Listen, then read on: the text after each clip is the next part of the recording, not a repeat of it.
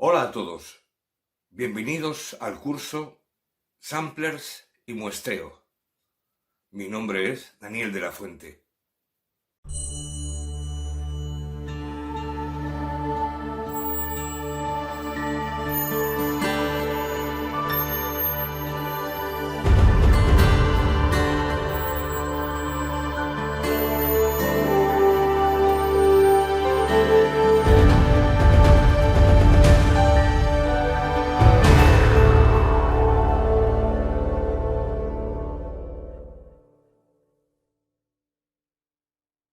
Hola amigos, bienvenidos a este sexto vídeo del curso Samplers y Muestreo, en el que, tal y como os prometí, abordaremos una de las materias, una de las funciones más difíciles dentro del mundo de la edición de muestras, pero también más necesaria en el momento en que queráis alargar sonidos de instrumentos que se pueden tener, como un violín, unas voces, unos vientos, etc. Bien, es una técnica un poquito especial, hay que conocerla. Tenéis que conocerla si queréis dominar un poquitito este mundillo de la edición de muestras y de crear vuestros propios programas de sample, con muestras naturales o bueno, con muestras electrónicas también. Vale, pues vamos a entrar en materia. Quisiera, antes de que entráramos a ver el tema de la edición de muestras y empezar a ver el mundo de los loops, corregir un error que hice o que tuve en el capítulo anterior relativo a la parte de afinación, paneo y volumen. Bien, en ella os dije que había un apartado donde pues, se podían programar esos parámetros para las muestras individuales. Bien, hay un error ahí, no es para las muestras individuales, es para grupos. Os comento que como sabréis, los que me seguís estos cursos, sabéis que no entro nunca a fondo a nivel de trabajar con tal secuenciador en concreto ni con tal sampler en concreto. Os doy los parámetros básicos para que luego utilicéis el secuenciador que utilicéis o el sampler que utilicéis, tanto sea físico como virtual, tengáis las herramientas y los conocimientos suficientes como para poder utilizarlo y saber cómo funcionan y para qué sirven.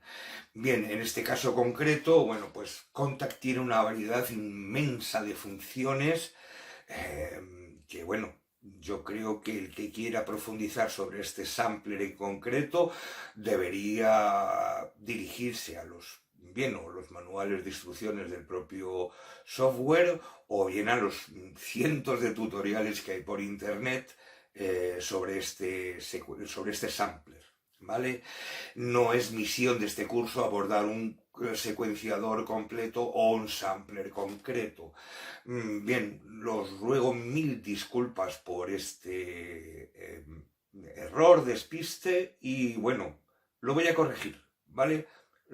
Ahora a continuación vais a ver a qué parámetros me refiero y cuáles son realmente los parámetros que afectan a las muestras, no a los grupos, ¿vale? Mil disculpas. Vamos a entrar en materia directamente.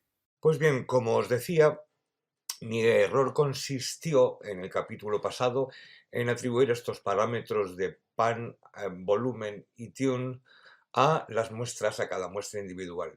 El error consiste en que no es atribuible ni algo perteneciente a las muestras, sino a los grupos. A los grupos. Os refiero a los manuales sobre Kontakt o a los tutoriales que hay seguramente cientos por internet donde podéis ver el uso de grupos. No es la intención de este curso ver todas las opciones que tienen los diferentes samplers o los diferentes secuenciadores. Simplemente es ver cómo trabajan a nivel general.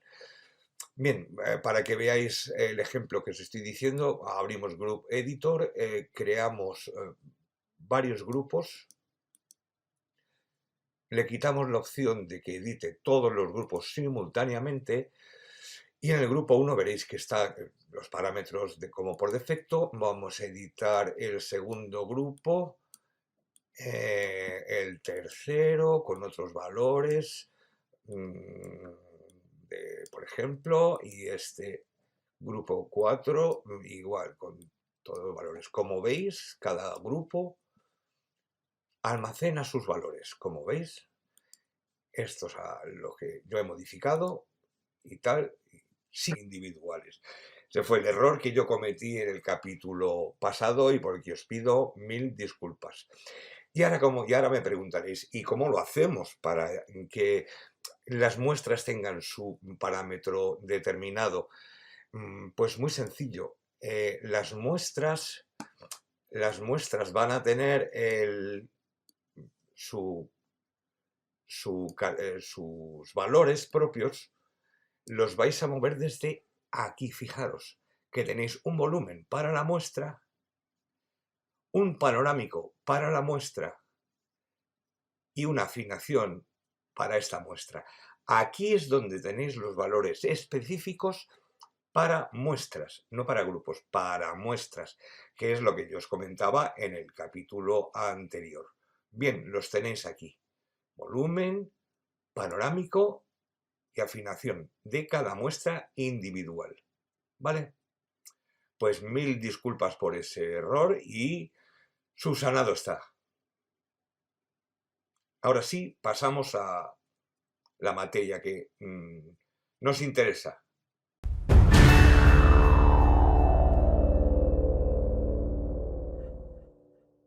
Bueno, amigos, pues lo primero que hay que entender es qué es un loop y en qué consiste.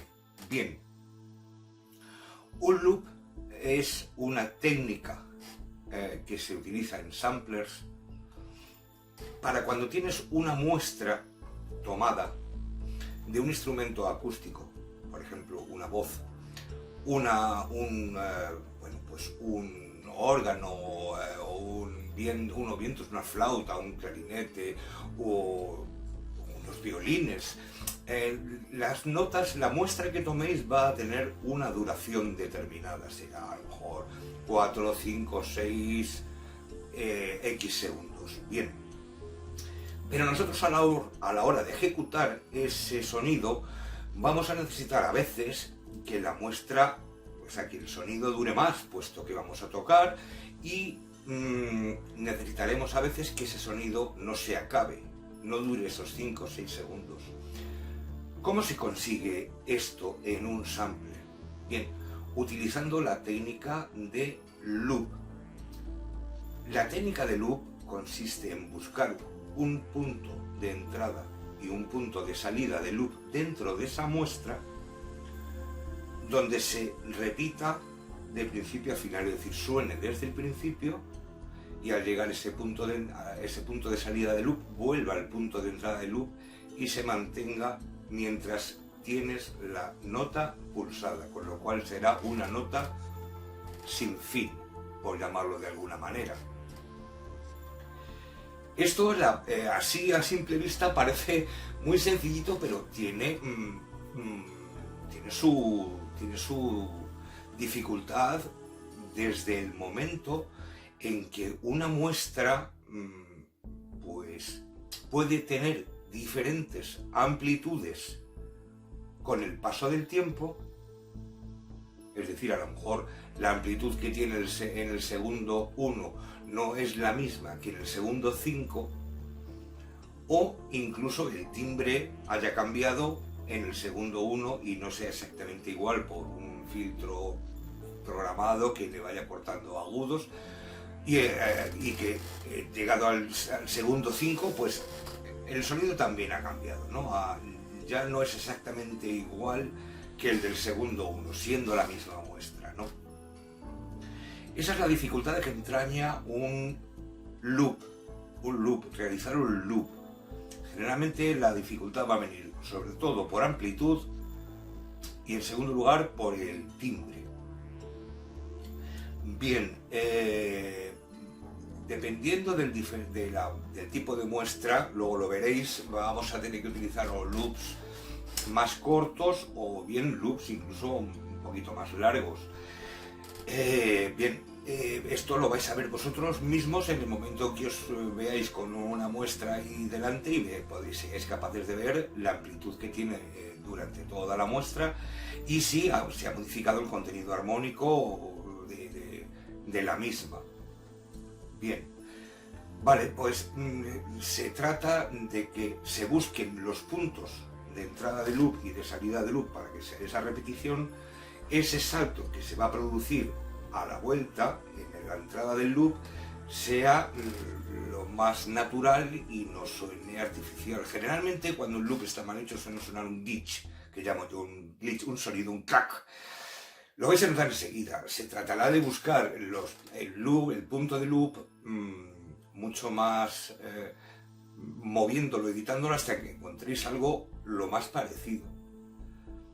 Gracias a Dios, bueno, a día de hoy tenemos algunas herramientas que nos ayudan mucho, como puede ser la herramienta Crossfade, que nos ayuda a suavizar esa vuelta, ¿no? Esa vuelta al origen del loop.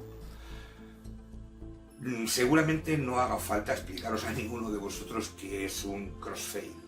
Por si acaso alguno tiene alguna duda, os puedo comentar que un crossfade no es otra cosa que cuando intentamos solapar dos muestras, el final de una con el principio de otra, como así sucedería en el caso de los loops, y hay algo antinatural que choca, que nos produce mala sensación, un ruido o algo así. Se trata de crear en la primera muestra un fade out y en la siguiente un fade in. Al crear un fade in y un fade out no es otra cosa que al final lo que se crea es un crossfade, es decir, un fade en forma de cruz. Esa herramienta nos va a salvar la vida muchas veces. Tampoco es conveniente abusar de ella, tampoco es conveniente crear crossfades demasiado largos, porque dependiendo del tipo de muestra se puede desnaturalizar y se puede cargar un poco el sonido natural de la muestra que estamos haciendo. Lo vais a ver vosotros mismos. Utilizad sobre todo el oído. Muy importante utilizar el oído a la hora de detectar si ese loop está bien editado y sobre todo guiaros mucho os podéis guiar por la forma de onda, por las amplitudes que estéis viendo en el punto de inicio y de final de loop, donde se repite el sonido. Una amplitud más o menos igual va a ser garantía de que el loop va a sonar muy natural. Una envolvente muy grande y un punto de retorno con una amplitud más pequeña os va a sonar siempre mal. Bien, vamos a ver un poco cómo se realiza un loop sobre un clarinete que he encontrado por ahí buscando al azar, para que veáis cómo se realiza un loop sobre un instrumento que, bueno, en este caso más o menos, un clarinete tenido, la nota tenida más o menos conserva una cierta similitud de amplitud entre una parte, entre el largo de su muestra. Bien, vamos a ver el primer caso concreto de cómo realizar un loop y qué parámetros debéis conocer y cómo se hace, en este caso, en Kontakt. Vamos a ello. Bueno, pues vamos a empezar a aprender a hacer loops. Bien, lo primero que vamos a hacer es ver la muestra sobre la que vamos a trabajar, sobre la que vamos a hacer el loop. En este caso he preparado aquí esta muestra de clarinete, que es un clarinete que tiene la altura La 3. La 3. Bien, ahí la tendríamos.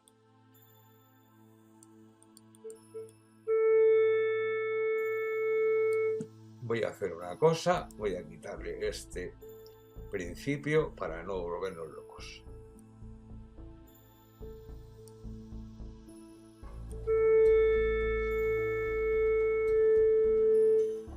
Como veis, es una muestra que tiene un final, un principio y un final.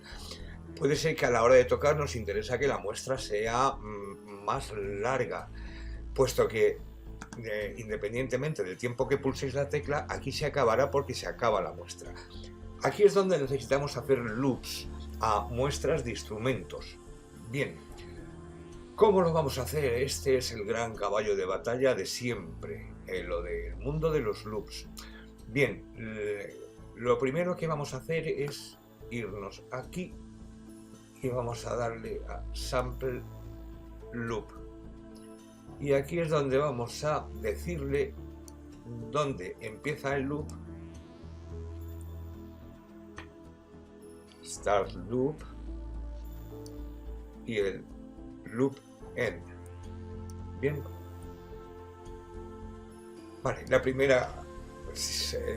vamos, ahora mismo lo que haría sería repetir este bucle desde aquí hasta aquí, para que veáis un poco cómo funciona.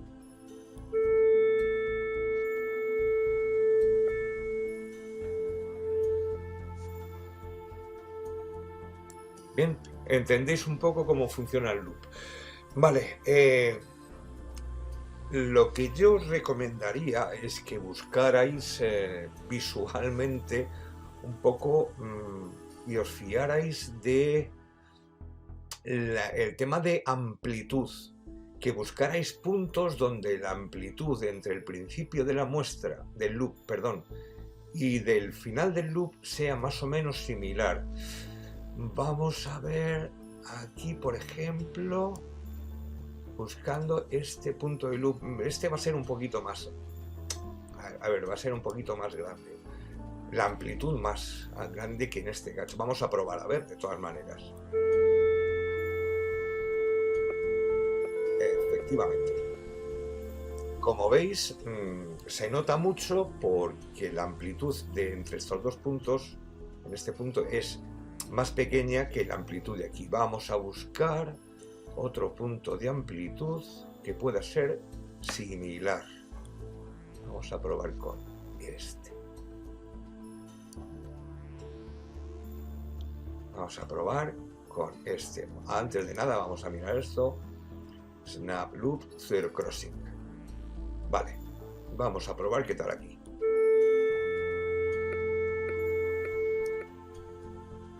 Bueno, sigue teniendo un... Bueno, más o menos por ahí, vamos a ir probando. Es menos escandaloso, pero aún así se nota. A lo mejor podríamos probar aquí con este.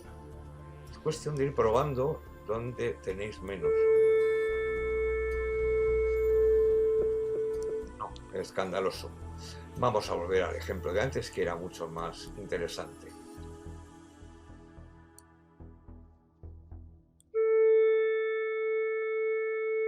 Uy, pues casi que lo tenemos ya.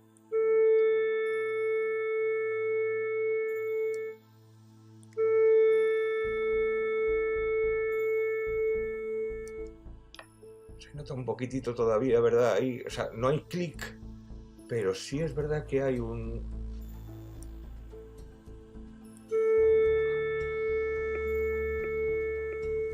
Bueno, en caso de que nos interesara esto, tendríamos que mirar, vamos a ver, aquí en Loop Edit nos va a dar cómo sería la muestra del principio, o sea, lo que viene de antes, y la de después tendríamos que igualar. Ahí está muy igualada, como veis, pero bueno, no es exactamente igual. Hay que tratar de... Ahí estaría más o menos. Vamos a ver.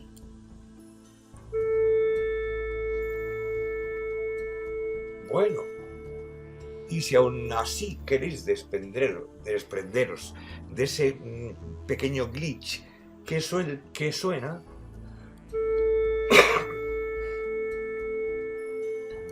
podemos jugar con un parámetro que es un poco salvavidas, que es el tema de crossfade. Todos sabes más o menos lo que es un crossfade.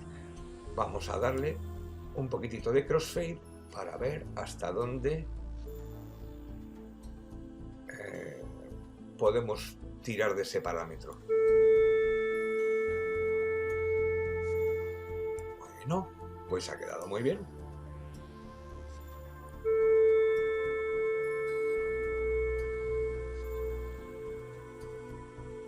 Esta muestra va a sonar siempre que tengáis la nota pulsada. Bien.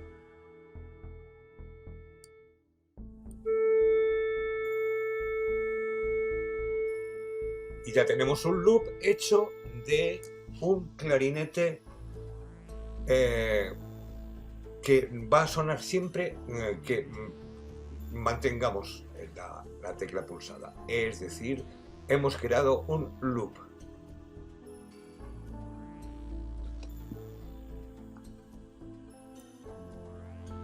Bien, como habréis visto, la técnica es un poquitito complicada. Lo interesante es que, bueno, vosotros practiquéis a la hora de perfeccionarla cuando queráis editar vuestras propias muestras.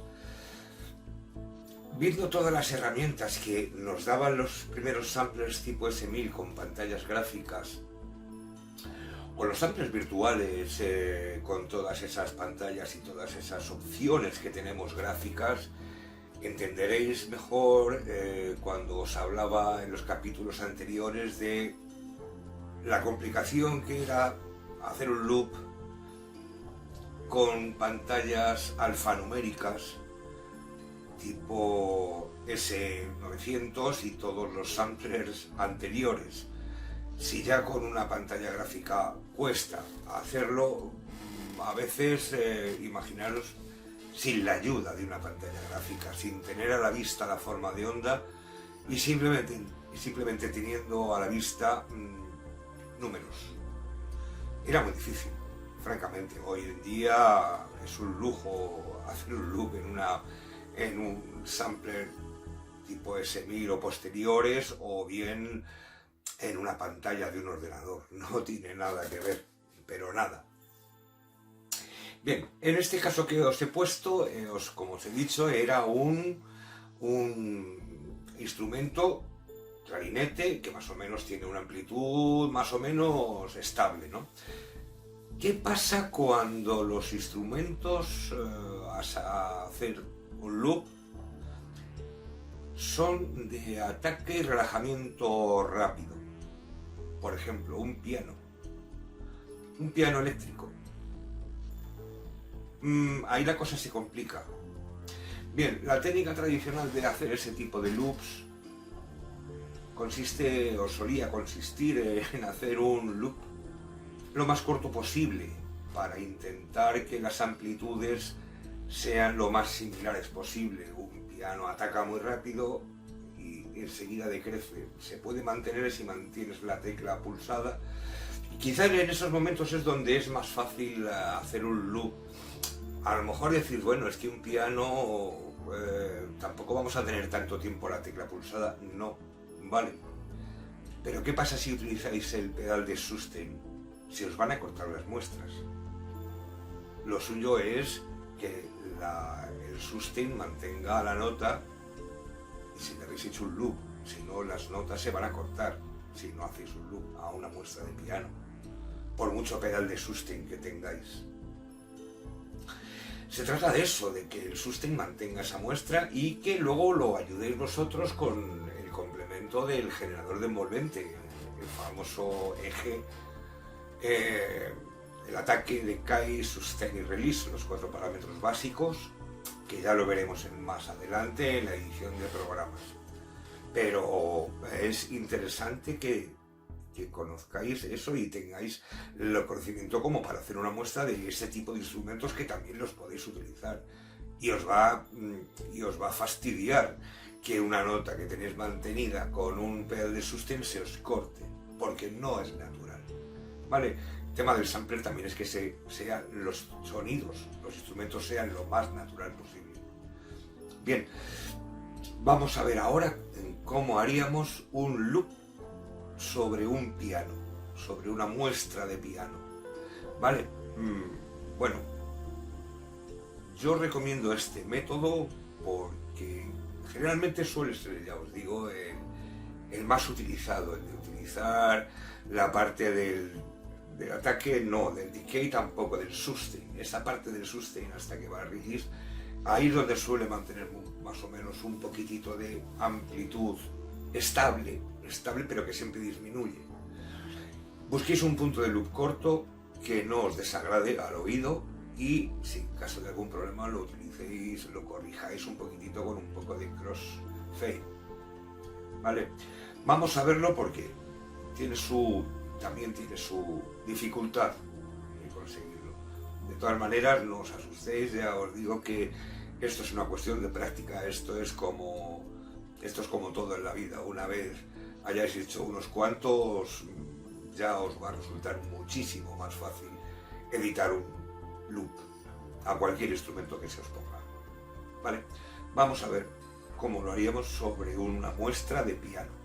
Bien, como os decía, el problema de los loops viene cuando nos topamos con muestras cuya amplitud va decayendo. Por ejemplo, un piano. Nos va a ser más difícil, puesto que el piano es un instrumento que ataca muy rápido y fuerte y enseguida va decayendo la muestra. Bien, vamos a crear un nuevo instrumento para que lo veáis perfectamente. Vamos a cargar un piano acústico que he conseguido y, a ver, esto es un piano acústico que está tocado en la 4, ¿vale? Lo vais a ver. Bien, vamos a hacer una cosa para que lo veáis mucho mejor y mucho más gráfico. Lo primero que vamos a hacer es, vamos a normalizarlo para que lo veáis lo más grande posible y os sea mucho más fácil entender el concepto.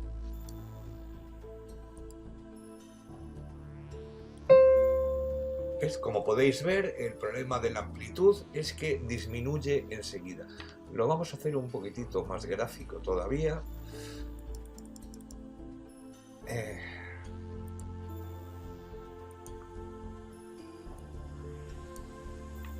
Vale. Como veréis, ahí es difícil encontrar muestra con la misma amplitud por el tema de que disminuye después del ataque. Bien, vamos a intentar. Eso nos va a obligar a utilizar loops muy cortos. Muy cortos. A ver, un segundito, voy a intentar que lo veáis mejor.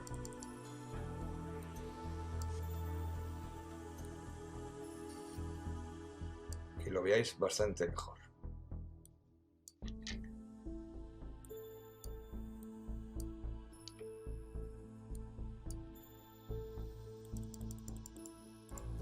Bien, ¿qué vamos a hacer para aplicarle un loop a esto?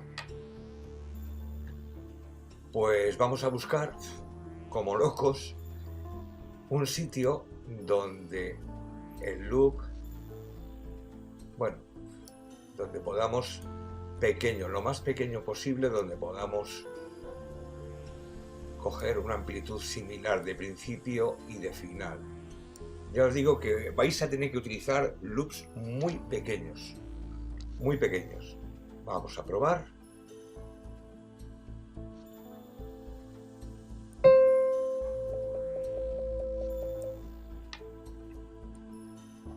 Podría ser, vamos a ver.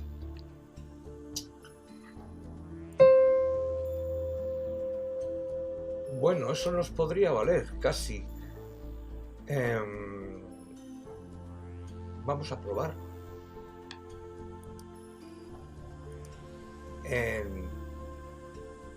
Aquí, Loop Edit. Casi que lo tenemos. Sí, hemos encontrado ahí una zona que nos podría valer de cara a que la amplitud sea más o menos lo más parecida posible. Sí, por ahí anda. Vamos a intentar ajuste. Un ajuste lo más parecido posible.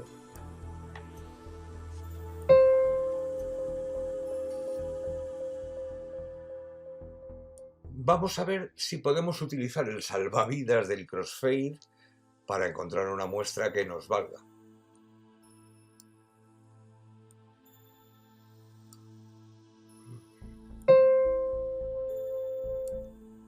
Es que todavía se nota esa diferencia, ¿eh? Todavía se nota esa diferencia. No sé si vamos a tener que hacer el punto más corto, el loop más corto.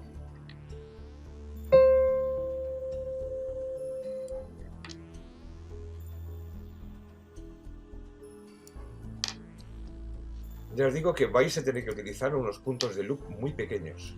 O sea, unos loops muy pequeños.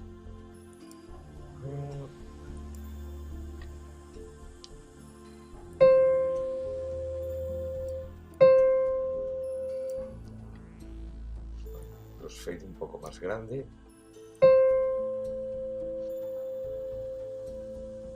Sí, nos va a salvar la vida el crossfade.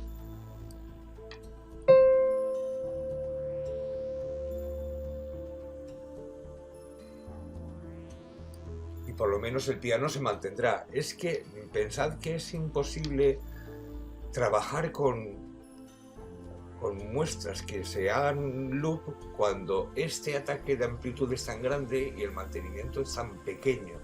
Estas diferencias de amplitud nos han vuelto locos durante toda la vida a los editores a los que hemos editado muestras. Bien, quizá la aparición del crossfade para la muestra nos ha ayudado muchísimo a solucionar estas pequeñas imperfecciones que de otra manera eran imposibles.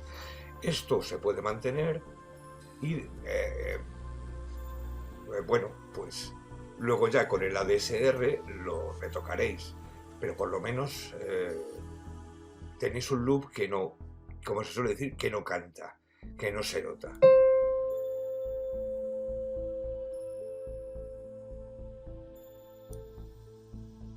Bien, esa es la única manera de trabajar loops en sonidos acústicos, por ejemplo, como piano, donde la amplitud es tan irregular para encontrar dos puntos con la misma amplitud.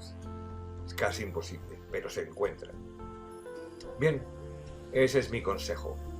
Loops muy cortitos y bueno, pues ayudado un poco con el crossfade y el editor, pues podéis encontrar puntos de muestra donde se note lo menos posible.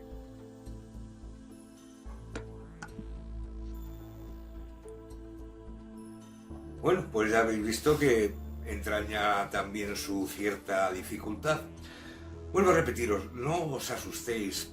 Si no habéis nunca editado audio en un sampler, pues me imagino que esto es como todo. Os va a costar al principio un poquitillo cogerle ese truco, pero con el tiempo y la práctica estoy convencido que vais a hacer unos loops geniales y fenomenales y perfectamente profesionales. Es una cuestión de práctica y de hacer unos cuantos. Bueno, en el momento que tengáis la intención de crear un instrumento con varias muestras y a todas les tengáis que hacer un loop, vais a hacer un cursillo acelerado de cómo hacer loops. Eso, darlo por seguro. Pero bueno, os lo repetir, es muy necesario si queréis hacer unas muestras geniales y unos programas totalmente profesionales, sea para vosotros o sea para con el fin que sea. Bien, practicad y practicad. Vale, ese es mi consejo. Bueno, pues hasta aquí este capítulo dedicado a la técnica de looping, de cómo elaborar loops. Recordad que no tiene nada que ver con el tema de los loops de batería o los loops de percusión, que son muestras que se les llaman loops porque se pueden precisamente encadenar como con la técnica que estamos estudiando en este capítulo. Por eso se le llaman loops, no por otra cosa. Que es un compás o dos compases de un ritmo tratado con loop, es decir, coger el principio del compás 1 y el final del compás 1, primero del compás 2 y hacer un loop. Es la misma técnica, por eso se le suele llamar loops. Bien, eso si queréis lo veremos en otra, si os parece interesante me lo decís y lo miramos en otro vídeo porque, bueno, no es que tenga mucho misterio, pero bueno, si queréis profundizar en ello, lo vamos a ver, si queréis. Pues como os decía, hasta aquí este capítulo dedicado a los loops. Y bueno, pues seguiremos avanzando con las materias que tengan que ver con sacarle partido a vuestro sampler virtual o vuestro sampler físico. Bien, pues nada, muchísimas gracias por ver este vídeo.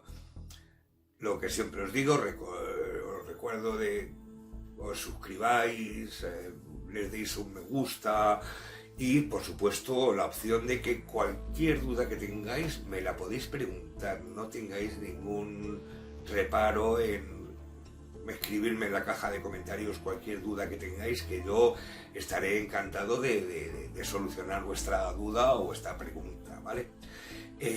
Pues nada, recordaros que mi nombre es Daniel de la Fuente y este es el curso Samplers y Muestreo. Hasta el próximo capítulo.